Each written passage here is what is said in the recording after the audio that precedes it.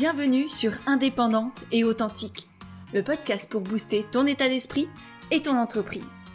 Je suis Pêche et j'accompagne les entrepreneurs à croire en elles, à développer leur activité et à garder un état d'esprit positif et motivé. Chaque mercredi, je te partage des conseils autour de l'entrepreneuriat, une réflexion de développement personnel ou encore l'interview d'une femme inspirante qui te partagera sa vision de la vie et de l'entrepreneuriat. Et aujourd'hui, j'ai envie de vous parler de contrôle, de pression que l'on se met, d'addiction à vouloir toujours plus dans cette société où c'est valorisé, où on court comme des acharnés après des résultats, des objectifs qui bien souvent ne sont pas les nôtres, mais on ne s'en rend même pas compte, ou en tout cas on ne s'en rend même plus compte, ou on ne veut pas le voir tout simplement parce que la transparence, l'honnêteté, c'est presque encore plus dur de l'avoir envers soi qu'envers les autres parfois. Et c'est un épisode qui va faire un peu suite à l'épisode de la semaine dernière sur ces combats inconscients que l'on mène contre soi, cette violence que j'ai eu en tout cas contre moi et que je sais que vous êtes nombreuses aussi et nombreux à avoir. Et du coup aujourd'hui je vais encore un peu plus loin avec cette question de où est-ce qu'on s'arrête ? Quand est-ce qu'on s'arrête ? Et ça vient d'une conversation que j'ai eue avec une de mes coachées la semaine dernière par rapport à son CA, où elle sentait qu'il y avait quelque chose de malsain qui s'était mis en place sur sa volonté de faire toujours plus d'argent, de générer toujours plus de chiffre d'affaires, parce que ça la rassurait. Fondamentalement, elle en avait pas forcément besoin, elle vivait bien de son activité. Elle avait des clients, ça tournait bien, que ce soit le bouche à oreille, tout ce qu'on avait mis en place aussi sur les réseaux sociaux, Instagram, son site internet, etc. Elle a un super univers qui attire les personnes, elle n'a même pas besoin de prospecter, de déposer des cartes de visite ou autre, et tout roule très bien, on a vraiment posé des bases solides et pourtant elle sent qu'il y a au fond d'elle quelque chose qui la pousse à ne jamais être satisfaite, avoir toujours peur que ça s'écroule, avoir toujours envie d'accumuler plus d'argent, plus de clients, plus de visibilité aussi. Et c'est quelque chose que moi aussi j'ai vécu, que moi aussi je vis et que je pense tu connais aussi d'une certaine manière. D'une part parce que notre société valorise l'argent gagné, la renommée sur les réseaux sociaux, le nombre de clients que l'on a et compagnie. Mais aussi parce que, on va être honnête, on a une forme d'addiction à tout ça, à ce plaisir à court terme, à cette sensation de satisfaction quand on a des likes, quand on gagne des abonnés, quand on a des nouveaux clients et qu'on voit notre chiffre d'affaires monter.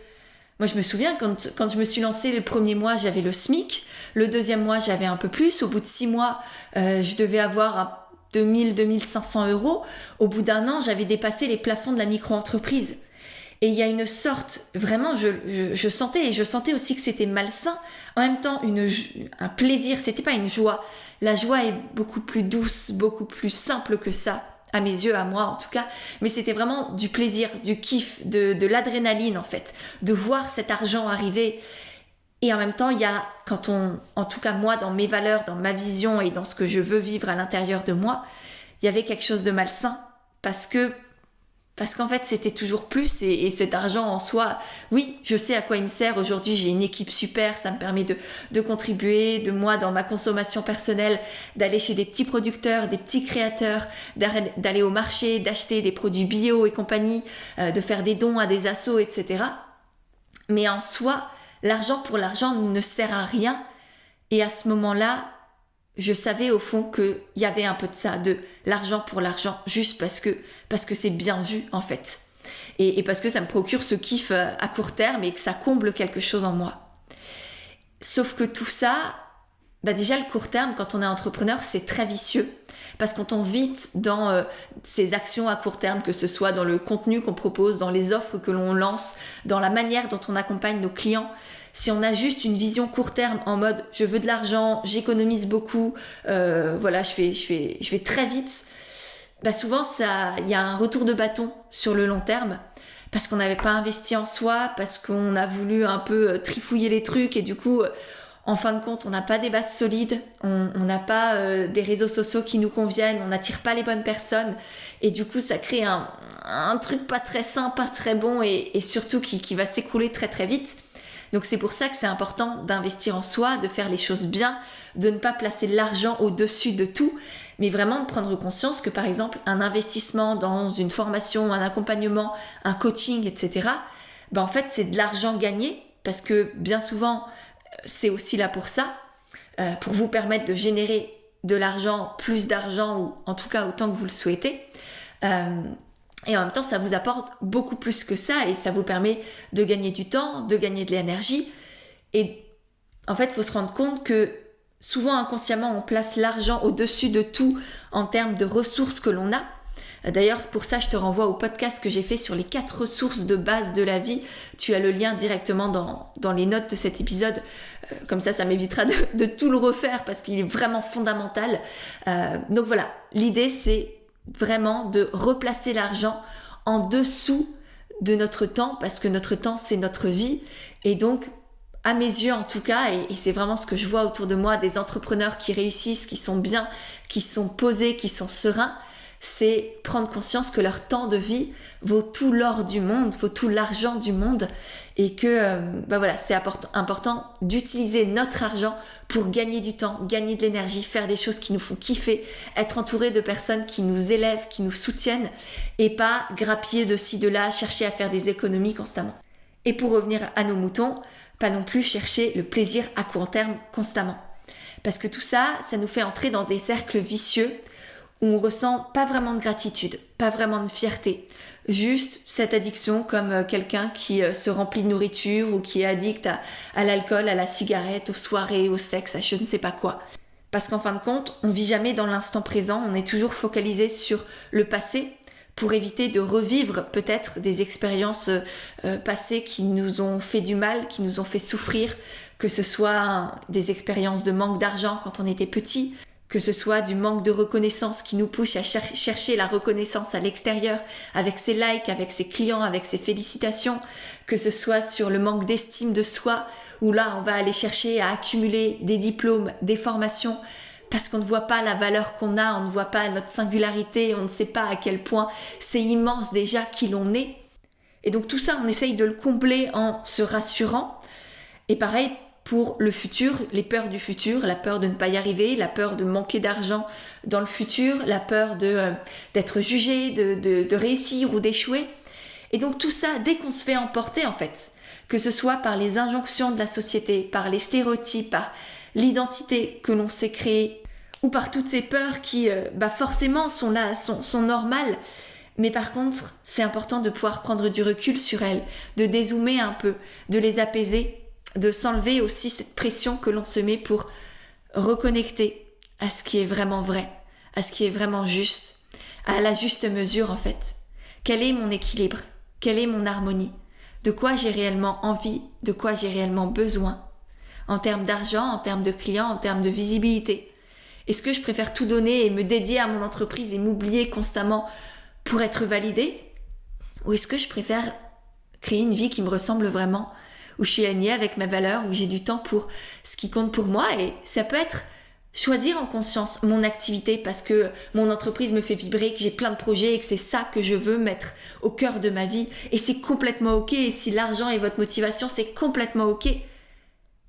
Mais pour moi, ce qui est important, c'est de le faire en conscience, en étant honnête envers soi-même. Et pas dans cette course à toujours plus, dans ce cercle vicieux où il est tellement facile de tomber. Parce que, qu'on soit honnête, c'est facile de se trouver des excuses, de dire c'est pas le bon moment, j'ai pas encore assez, et si jamais, et si je m'arrêterai mais la semaine prochaine, ou le mois prochain, ou à la rentrée, ou à Nouvel An. Non en fait, on peut être jeudi 14h et ça peut être le bon moment en fait, pour changer de vie, pour vous lancer dans votre activité. Il n'y a pas forcément à attendre lundi matin, dimanche soir, le week-end prochain ou je ne sais pas quoi.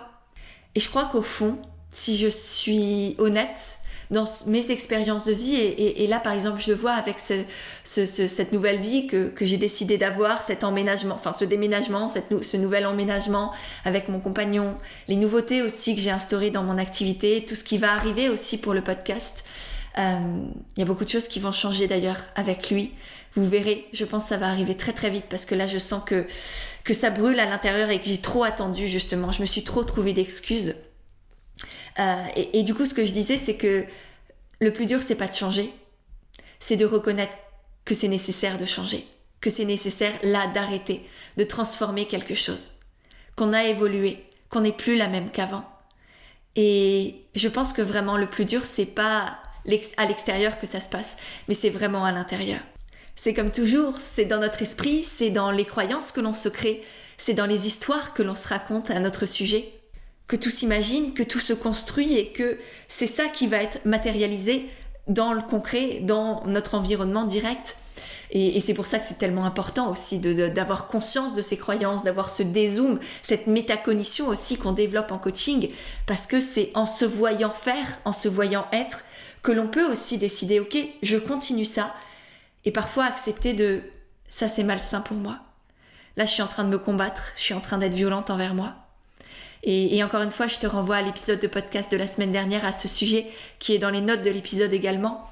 Parce que vraiment, moi, ça a été ce déclic. Et par exemple, cette décision d'aller voir un psychologue à nouveau, c'est parce que j'ai pris parce que j'ai accepté d'avoir besoin d'aide. Et du coup, c'est pas demander de l'aide qui est difficile et douloureux en soi. C'est d'accepter de mettre de côté mon besoin de contrôle, mon ego, ma fierté, mon besoin d'indépendance, je fais tout toute seule parce que j'ai l'impression d'être une meilleure personne en réussissant tout toute seule. Ouais, mais en étant toujours toute seule, je vais pas très loin, je vais pas très vite. Je souffre aussi beaucoup, énormément. Et ça fait pas de moi une meilleure personne du tout. Donc en fin de compte, je suis juste en train de me tirer vers le bas parce que j'ai mis mon ego avant tout et mes peurs avant tout et cette fausse identité de nana pseudo super forte alors que c'est juste que je suis juste une humaine et que c'est magnifique et que c'est extraordinaire et que je suis extraordinaire même en ayant besoin d'aide et même en demandant de l'aide, en étant coachée, accompagnée, que ce soit au niveau entrepreneurial ou que ce soit dans ce qui se passe à l'intérieur de moi. Et c'est d'ailleurs un peu pareil pour le podcast dont je te parlais il y a quelques instants. Je sens là que on est à un point de non-retour et je sens que j'ai besoin de transformer ce podcast depuis des mois maintenant, de changer son nom, de changer, pas la base de la base, ça restera moi, ça restera des partages comme ça, des invités parfois, mais de changer l'angle, d'aller encore plus profondément dans ce qui est abordé, d'être encore plus vrai, encore plus humaine. Voilà, pour moi là, il est trop banal, trop superficiel aussi, trop pas assez moi en fait, juste pas assez moi et j'ai envie d'y mettre du moi pour résonner peut-être encore plus fort en toi. En tout cas, c'est l'intention que j'y mets. Donc, je sais pas quand est-ce que ça aura lieu. Peut-être que là, va y avoir une pause d'ailleurs dans le podcast. On verra bien. On verra. Mais là, j'ai besoin aussi de cesser ça. C'est un peu cette habitude de faire le podcast toutes les semaines. Ok, c'est cool. Mais j'y prends plus de plaisir. Mais il n'y a pas le sens que je veux y apporter. Il n'y a pas la profondeur aussi que j'ai envie de t'y amener. Et donc, pour moi, faire un travail qui est intéressant parce que vos retours sont extraordinaires et merci vraiment encore pour votre soutien, pour vos retours, pour vos partages. C'est ça aussi qui m'a donné envie de continuer depuis là des années qu'il existe. Mais ouais, j'ai envie de vous emmener encore plus loin pour vous permettre d'avancer aussi dans vos activités et dans ce que vous faites vivre aussi en vous. Donc voilà, il y a des choses aussi qui vont changer à ce niveau-là et j'ai pas envie d'attendre la douleur, le point de non-retour, la perte de sens complète pour changer les choses, que ce soit avec cette psychologue, que ce soit avec le renouveau de l'accompagnement Envole-toi dont je t'ai pas mal parlé aussi, que ce soit avec le podcast. Parce que je sais que bien souvent la tendance de l'être humain c'est d'attendre la souffrance, d'attendre la douleur. Je le vois chez énormément de coachés aussi où elles ont fini en burn-out et c'est à ce moment-là qu'elles prennent la décision de se lancer à leur compte, de devenir entrepreneur, de faire une formation et voilà, d'ouvrir leur cabinet de coach, de sophrologue, de thérapeute. Et c'est magnifique qu'elles s'autorisent ça à ce moment-là. Mais pour moi, on n'a pas besoin d'attendre ce point de souffrance pour se dire oui, pour se choisir, pour oser, pour décider de se faire confiance et tout donner pour y arriver. Donc voilà, parfois c'est plus compliqué de prendre du recul, de revenir au présent, de se poser des questions, évidemment. Mais c'est aussi beaucoup plus sain, beaucoup plus joyeux, beaucoup plus léger de se reconnecter à cette joie qui vit en nous, la joie de ce qui nous appelle, et de nous autoriser à l'écouter, de s'autoriser à être cette femme que l'on veut être, et de ne pas attendre d'être au fond du trou pour y connecter, pour nous y autoriser, parce que là, il y aura peut-être trop de choses à reconstruire. Ce sera peut-être très douloureux, très long. Je pense pas trop tard, j'y crois pas à ça.